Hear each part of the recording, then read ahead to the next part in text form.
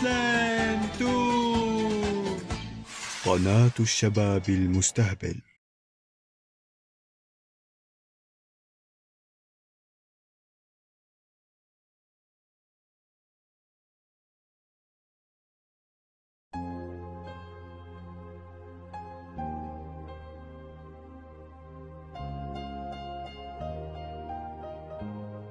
أمي، سامحيني.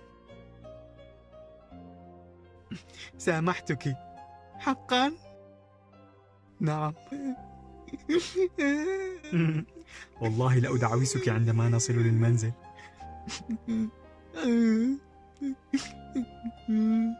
صدقيني لم أقصد كسر الصحن يا أمي، كنت أحاول أن ألعب به الصحن الطائر. لا مشكلة يا ابنتي، فداك.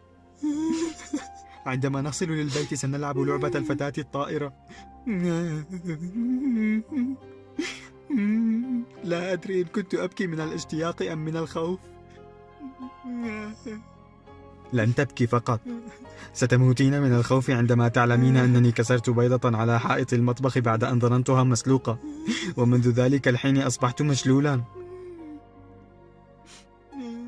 والآن ستصبحان 2.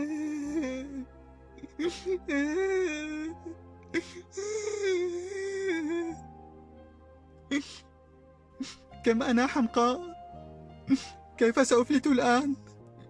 وعدا بأن أدفنك بجانب قبر العم فيتاليس يا ريمي.